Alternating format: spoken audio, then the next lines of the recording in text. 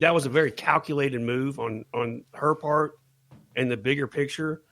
Who's pulling the strings is this was all very calculated. Like the majority of things that are going on right now that are creating all this chaos, they are all very calculated. People don't think this is happenstance that's taking place by any means. This is very choreographed. She's the Speaker of the House, so she can know.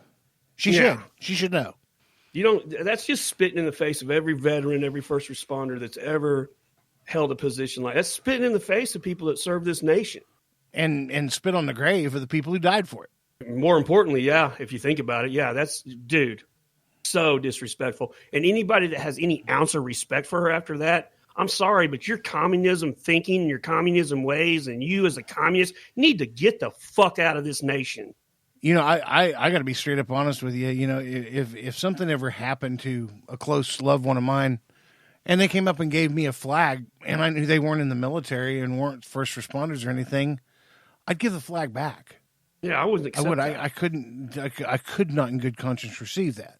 You know, there's things that remind me of close family that I can hold and think of and all that mess. But I mean, you know, Floyd's family's not gonna sit there and look at that flag and think of all the crappy things and the good things that our kid did. You know, the flag for us, you serve in your country, you know, you might make a mistake and get out of line and that kind of stuff.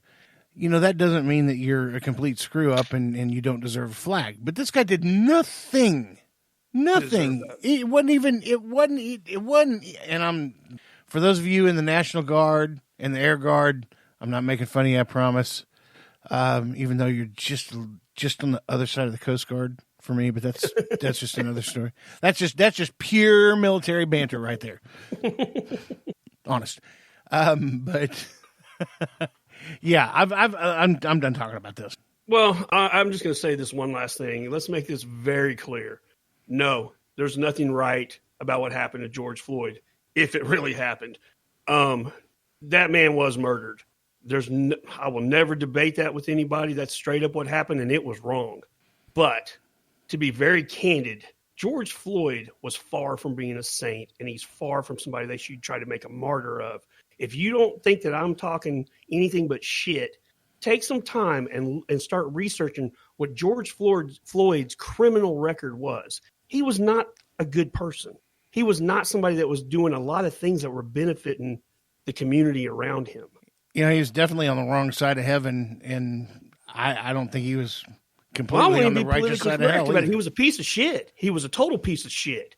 You know, does it make what happened to him right? No, it was wrong. But that doesn't change the fact that he was a piece of shit. And you're not saying that because he's a black man.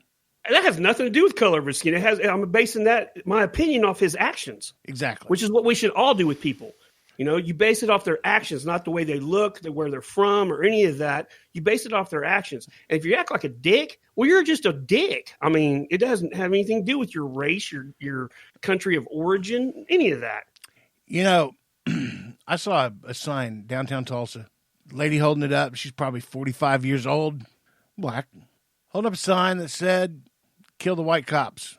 Oh, that's great. That's a good message to put out there, you piece of shit. Cool. But there was a white group across the street, and she was calling the white group racist with the sign that says "Kill the white cops." Mm-hmm. First off, I'm getting sick and tired of being called a racist.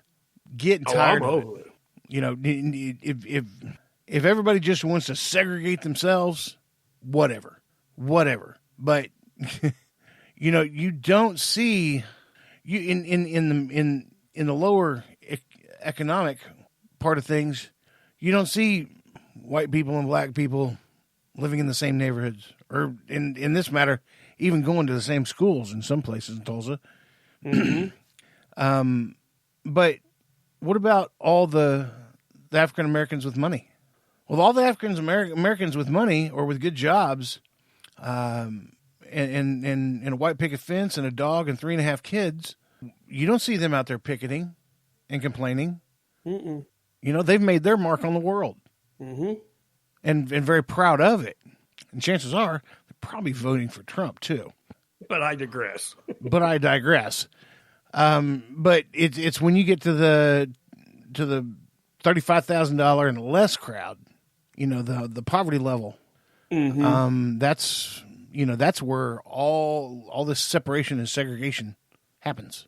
I've seen a number of black people post on Twitter, like, I'm X amount of years old and I've never experienced racism, like ever. And it's not just like 3 or 4 people. Like, you see like 25 people posting this stuff, I'm like, well, I don't get it. And I think it was the New York Times or the Wall Street Journal. I can't remember which of those papers posted an article or ran an article that said systemic racism in police departments is a lie. And it broke it down using data that you're like, okay, well, yeah, there's the numbers. I mean, you just hear about these. They take these one instances that are horrible that happen. They blow them up and they create like this feeling like this is happening more than we know about and this and that. And then you start looking at numbers when you get into it instead of just listening and believing what you're told. And you realize, well, no, it's not as common as they're making it out to be. Like, well, I don't get it, man. Here's the thing is if you're out there, if you're black and you're out there protecting your race, I got no problem with that. I have no issue with that whatsoever. But if you have a black man who kills his girlfriend and his 2 kids and then becomes a fugitive and gets caught, where are all the protesters at the courthouse that are protesting this guy? He shot his girlfriend and her 2 kids. The guy needs to fry. If that were a white guy and a black woman and 2 black children, we'd still be hearing about it, 10 years later. Exactly. But yet the major majority of murders that happen in this country are black on black crime. You look at the percentage this is okay. The next person that accuses me of being a racist, you can eat a dick, because this is not racist thinking. These are just numbers. This is the way that things really happen. And you have 60% of crime being committed by black males when they only make up 16%. Blacks make up 16% of the population. Yeah. Now so the black males is even a smaller number than that, and they're committing more than half of the crimes. So, or at least they're accused. They're suspects in crimes. Well, the white man put us here, and I'm That's like, all I got. Okay, so that's going to skew that'll skew the numbers to look bad for black people. Just that right there, because right, it's a larger percentage of people that you're dealing with. That's not me thinking racist. That's the way things work. It's a fact. And I do not have a problem with people based on the color of their skin. Titty knows I used to have a next door neighbor. We've talked about the Tweakler house that got taken care of. Before that, a guy lived over there that was a black guy that was a multi-generational Crip at one point. He kind of got away from that. He still sold weed out of his house. Really on paper, him and I should not be friends at all. And he was one of my greatest buddies at the time when he lived next door to me. As a matter of fact, when I said this in a couple of podcasts ago, he'd had somebody coming over, I guess, to buy some weed or whatever, and you just happened to be out in the yard, and this guy's approaching you, and Sonny lit him up like a Roman candle. Yep.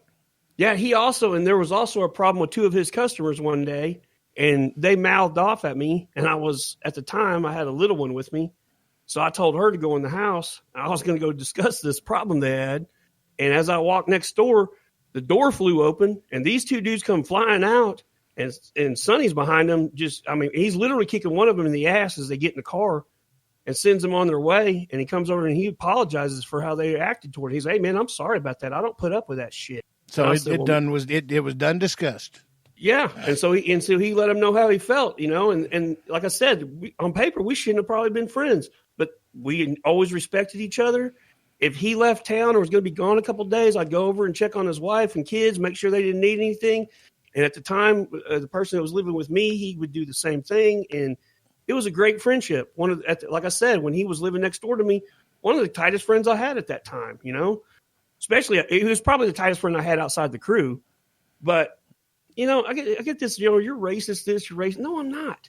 These are just numbers that occur, and it doesn't mean I'm racist. I wish things weren't like that. I wish it wasn't that, people of this race or that race were making that many bad decisions. I mean, I'm only racist because you say I'm racist. Yeah. And we've discussed this before. The left has used that word so much, it's detracted from the meaning of it. Like, just because I disagree with you on the topic of, prison reform doesn't mean I'm a racist. They've just detracted from this and they throw it at everybody. And it doesn't mean anything like it used to. How often do you hear white people say the word racist? I don't really. Again, where's this coming from? I'm not jumping on the blacks by no means, but where does this come from? Something else too is the N-word, man. I realize there have been so many black people make so many excuses on why it's okay for them to use the N-word and for the white people not to. It's a word, hell, everything else is getting changed. Brady Theater is not Brady Theater anymore. It's Tulsa Theater. Brady Street's Reconciliation Way. I don't know what that reconciled, but it's Reconciliation Way. Okay, so rename it. Say something else. You don't have to say that word. If the word is out of everybody's vernacular, it won't get said. Fool. That's just how it is. I don't know, man. And the other, I'll tell you one thing I'm really tired of hearing too, and is the term white privilege. I don't believe that. Yeah, it's happened to me the other day. That. I'm sorry, I don't.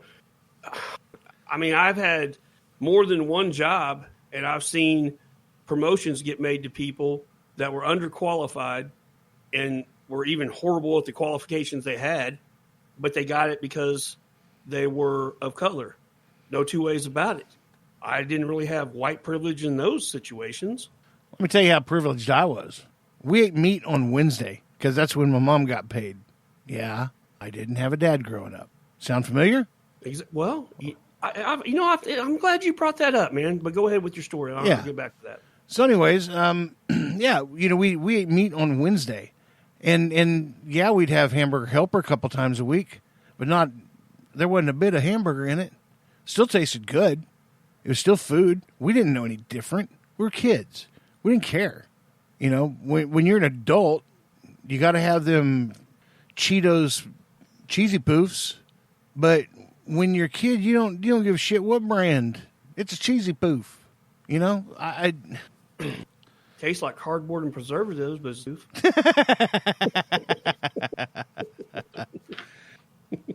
I totally forgot where we're going with that. So I got on cheesy poof. We were talking about white privilege. Oh yeah, yeah. Boy, I was privileged. I was privileged. Potatoes. Do you know you can have potatoes about 92 different ways? See how functional they are in the kitchen? It's nuts. It is nuts. But the cool thing you could do with raw potatoes and a knife and a little bit of lemon juice so the potato doesn't turn, you can actually cut these potatoes. They make a fry cutter, and you do this thing down the whole potato, and on the inside of the potato, you get these perfect squares all the way down. Well, you have lengths. I built a potato cabin one day, and I baked it, and it was delicious. It was delicious.